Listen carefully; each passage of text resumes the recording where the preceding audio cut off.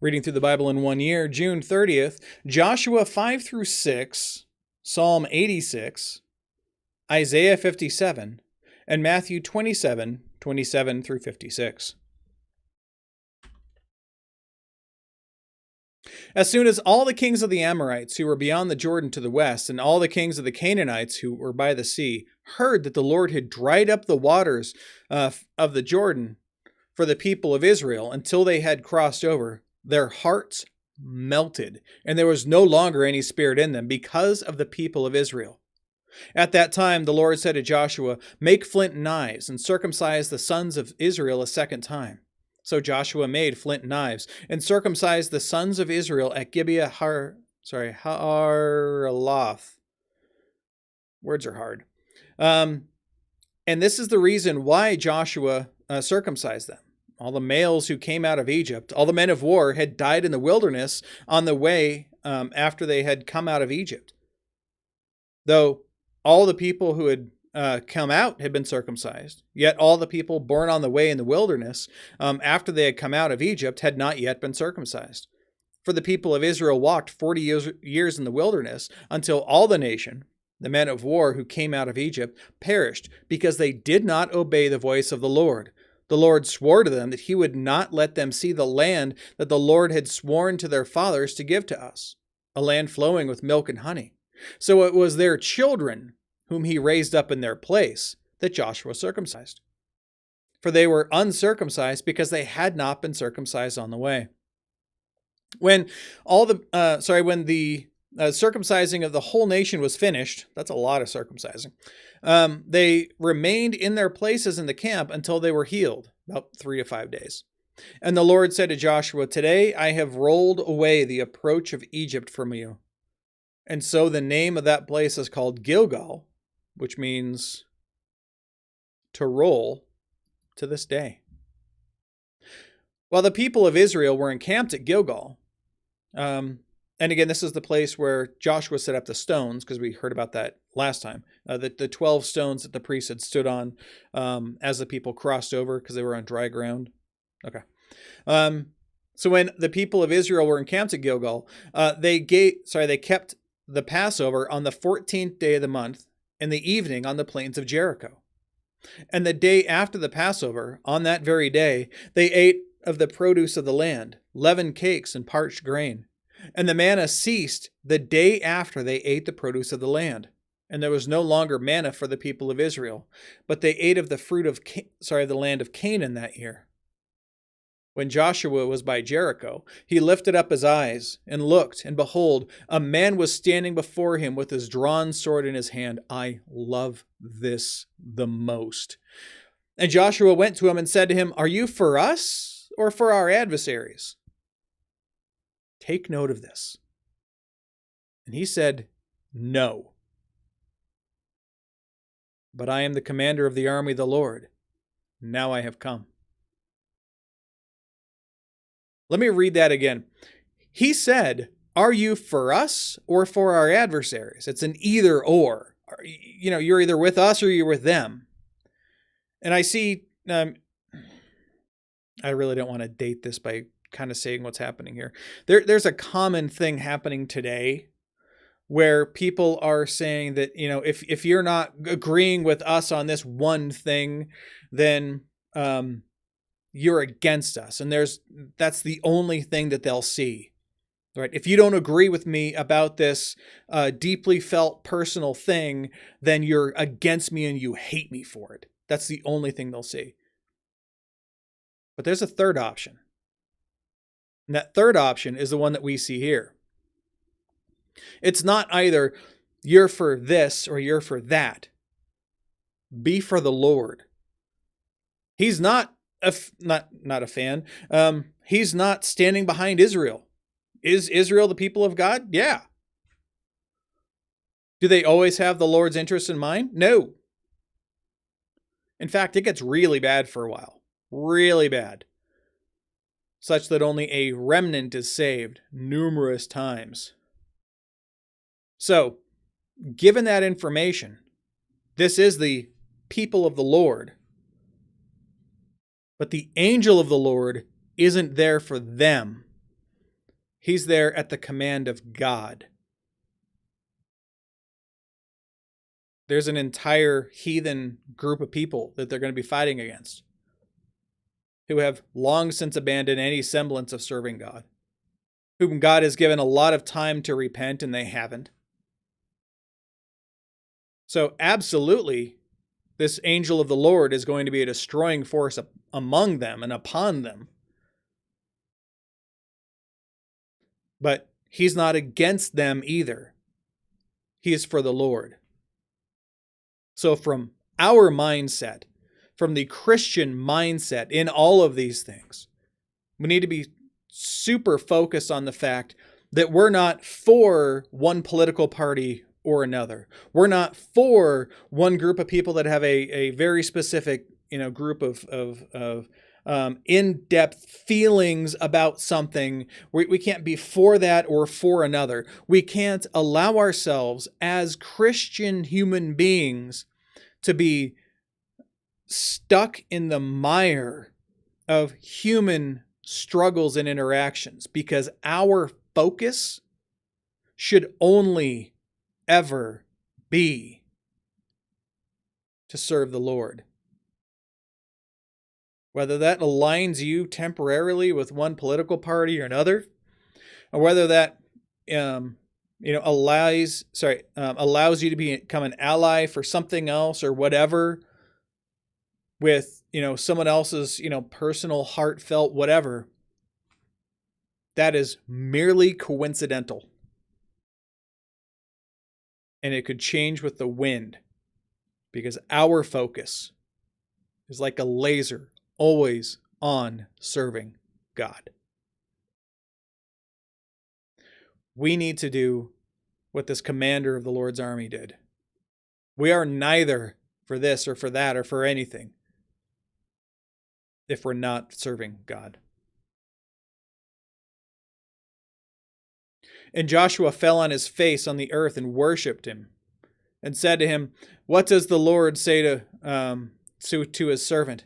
And the commander of the Lord's army said to Joshua, "Take off the sandals from off your feet, for the place you are standing is holy." And Joshua did so. Now, there's a neat thing that happens here. We've seen that all of the angels refuse to accept worship. There's a great story on these things called Christophanies by a pastor in Boulder, Colorado, or near Boulder, Colorado. Northern Colorado is what he calls his church, named Doug Van Dorn, about Christophanies. And I think that it's something that you should at least research and look into on your own. But that said, think about this. This angel of the Lord, this commander of the Lord's army, doesn't say, "Stand up off your feet, for I too am like you, a servant of the living God." Throwing that out there. Think about it. Now, Jericho was shut up inside and outside because of the people of Israel. They were scared. None went out and none came in. And the Lord said to Joshua, "See, I have given Jericho into your hand, with its king and mighty men of valor. You shall march around the city, and the men of war going around the city once. And you shall, all the men of war going around the city once. And you shall do this for 6 days. 7 priests shall bear 7 trumpets of ram's horns before the ark. And on the 7th day you shall march around the city 7 times and the priests shall blow their trumpets. And then, and when they make a long blast with the ram's horn, you shall hear the sound of the trumpet. Then all the people shall shout with a great shout, and the wall of the city will fall down flat, and the people shall go up, everyone straight before him." So this is something that God does from time to time, where he gives kind of a test to the people. He has them do something that, from their mind, militarily sounds ridiculous, right? I'm going to walk outside around a city, and the wall's just going to fall down. How does this make any sense? But it's a test. That's what he's doing. He does the same thing with Gideon. He does the same thing with, I can't think of what the guy's name is. And we'll get to it later. But yeah, he does the same thing a few times over, where he gives him something. It's like what is it? Not Naaman. I can't think of what the guy's name is. He was, it's in, I forget what book it's in. Basically, there's a military leader for a Gentile country who has leprosy, and it's bad. It's real bad. So he goes to, it's either Elisha or Elijah. I think it's Elijah. It's hard because the names are very similar. And he goes to him. No, it was Elijah. Sorry. I said that wrong. It's Elisha because it was Gehazi, his person, who went and did something bad. Anyway, so he went to him and said, look, I've been sent to you because there's a girl that we captured of the Jewish people who said that you have the ability to do things. And, my king sent me to you to see if you might be able to heal me of my terrible leprosy that's all over my whole body. And he said, I won't do it, but God will. Go dip yourself in that river 7 times. It's like, this is ridiculous. Why am I going to dip myself in rivers? More than that, we have much more beautiful and better rivers where I came from. Why would I dip myself in this river? This is stupid. And his servant stops him and goes, well, hold on. This guy says that his God will save you if you do this thing that you say is ridiculous. Is it really going to hurt you to go get wet 7 times? So he goes and does it, and God heals him. Same thing here.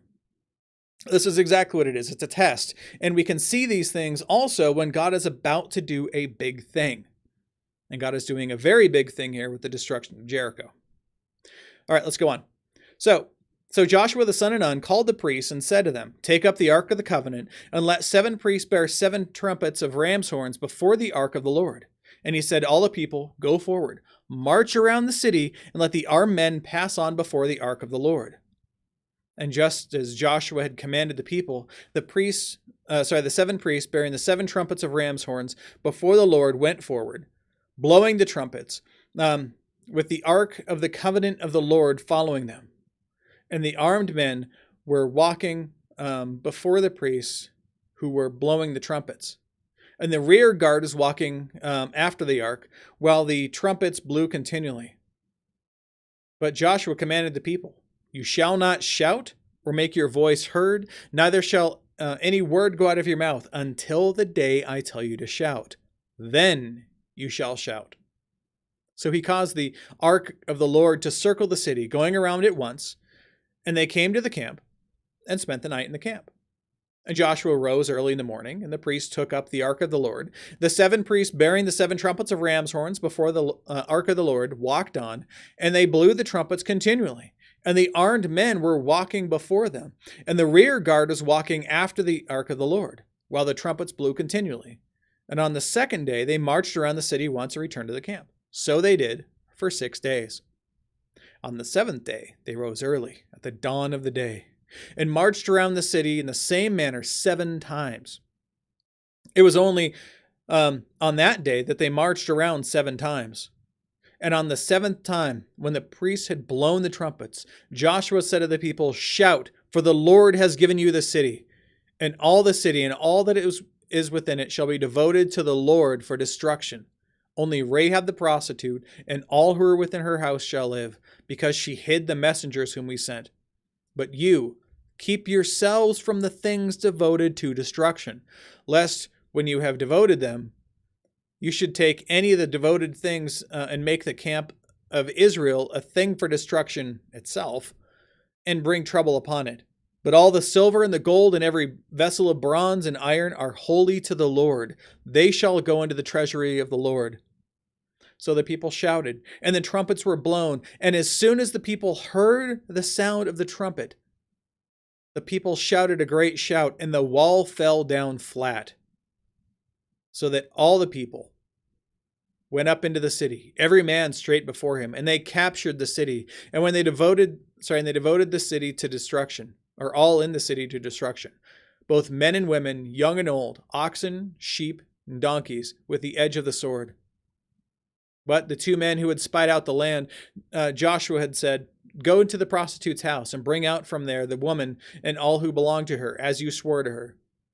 So the young men who had been spies went in and brought out Rahab and her father and her mother and her brothers and all who belonged with her, or belonged to her. And they brought all her relatives and put them outside the camp of Israel. And they burned the city with fire and everything in it. Only the silver and gold and the vessels of bronze and iron that they put into the treasury of the house of the Lord. But Rahab the prostitute and her father's household and all who belonged to her, Joshua saved alive. And she has lived in Israel to this day, because she hid the messengers whom Joshua sent to spy out Jericho. Joshua laid an oath on them at that time, saying, "Cursed before the Lord be any man who rises up and rebuilds this city Jericho. At the cost of his firstborn shall he lay its foundation, and at the cost of his youngest son shall he set up its gates." So the Lord was with Joshua, and his fame in all the land. All right, now Psalm 86. Great is your steadfast love. There's a note on this.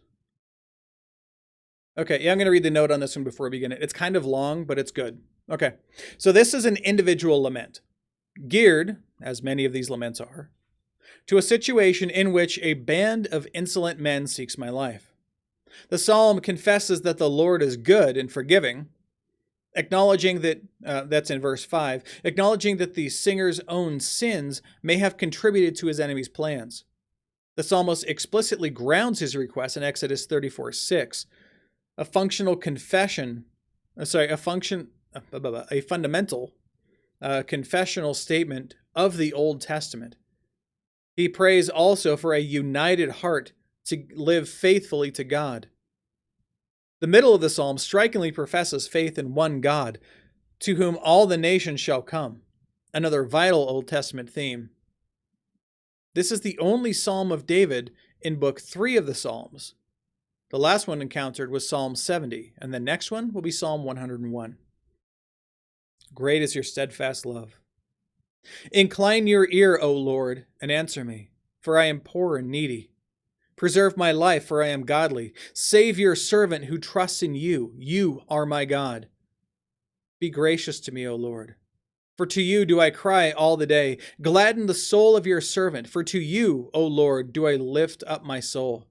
For you, O Lord, are good and forgiving, abounding in steadfast love to all who call upon you. Give ear, O Lord, to my prayer. Listen to my plea for grace. In the day of my trouble I call upon you, for you answer me. There is none like you among the gods, O Lord, nor are there any works like yours. All the nations that you have made shall come and worship before you, O Lord, and shall glorify your name. Note here, where it says all the nations that you have made, doesn't mean that, there's a bunch of nations and God has specifically made like 3 or 4 of them. All the nations were created by God. All of them. That means Russia. That means Tobago. I think that's a place. Sounds familiar. It means South Africa. It means that if anybody sets up something like a nation that they want to create for themselves on Antarctica, cool. That one's going to be run by him too. All of them are run by God. All of them are set up by God for his glory and his glory alone. All right, let's go on. For you are great and do wondrous things. You alone are God. Teach me your way, O Lord, that I may walk in your truth. Unite my heart to fear your name.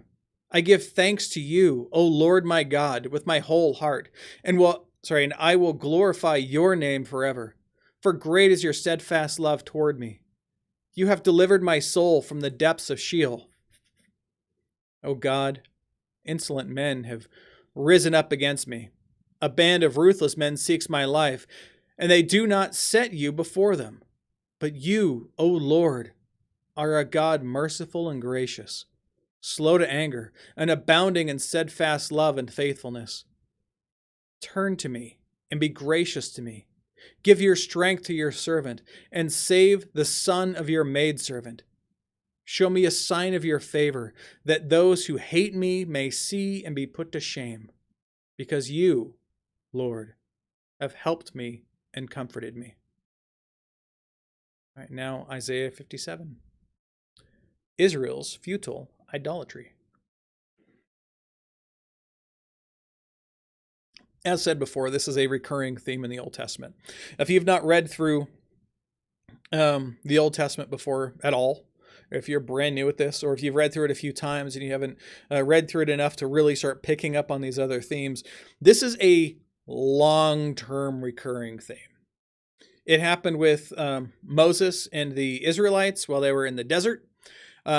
Immediately after they heard the voice of God calling out to them, they decided to make for themselves other gods. After they had just literally heard the voice of God speaking to them saying, do not make any idols, they said, you know, it'd be great.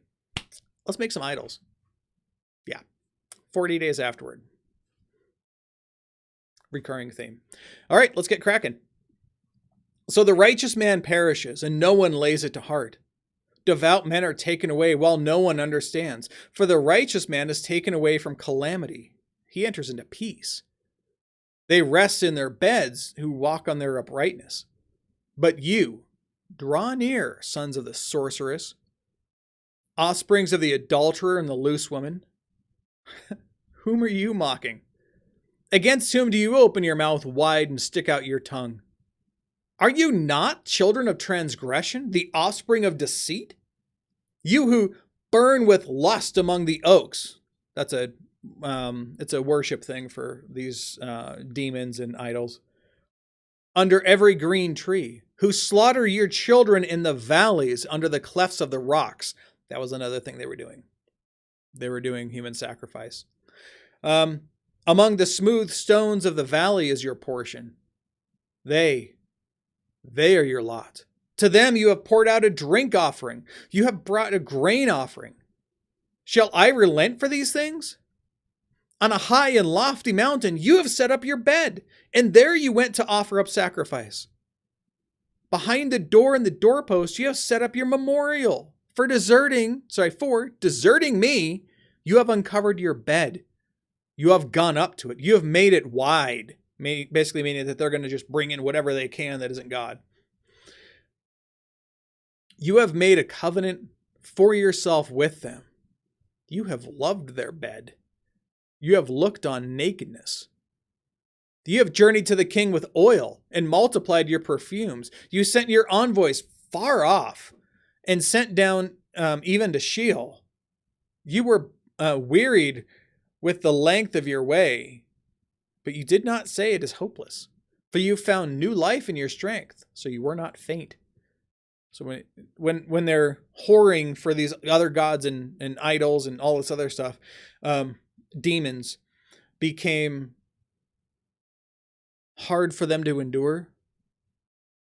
They pulled themselves up by their bootstraps and said, aha, maybe it's just one more hill we got to go over to find the right God to worship. Whom did you dread and fear, so that you lied and did not remember me, and did not lay it to heart? Have I not held my peace, even for a long time, and you do not fear me? I will declare your righteousness and your deeds, but they will not profit you. When you cry out, let your collection of idols deliver you. The wind will carry them all off. A breath will take them away. But he who takes refuge in me shall possess the land and shall inherit my holy mountain. Comfort for the contrite. And it shall be said, build up, prepare the way, remove every obstruction from my people's way.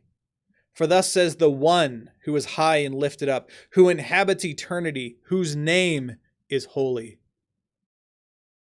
I dwell in the high and holy place, and also with him who is of a contrite and lowly spirit, to revive the spirit of the lowly, and to revive the heart of the contrite. For I will not contend forever, nor will I always be angry. For the spirit would grow faint before me, and the breath of life that I made. Because of the iniquity of his unjust gain, I was angry. I struck him. I hid my face and was angry. But he went on backsliding in the way of his own heart. I have seen his ways, but I will heal him. I will lead him and restore him, so I will restore comfort to him and his mourners, creating the fruit of their lips. Peace, peace, to the far and to the near, says the Lord, and I will heal him. But the wicked are like the tossing sea, for it cannot be quiet, and its waters toss up mire and dirt. There is no peace, says my God, for the wicked. Now Matthew 27 through 56.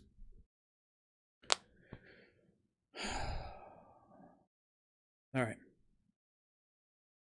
Then the soldiers of the governor took Jesus into the governor's headquarters, and they gathered the whole battalion before him, and they stripped him and put a scarlet robe on him, and twisting together a crown of thorns, they put it on his head, put a reed in his right hand, and kneeling before him, they mocked him, saying, "Hail, the King of the Jews!" And they spit on him, and took the reed and struck him on the head. And when they had mocked him, they stripped him of the robe, put his own clothes on him, and led him away to crucify him.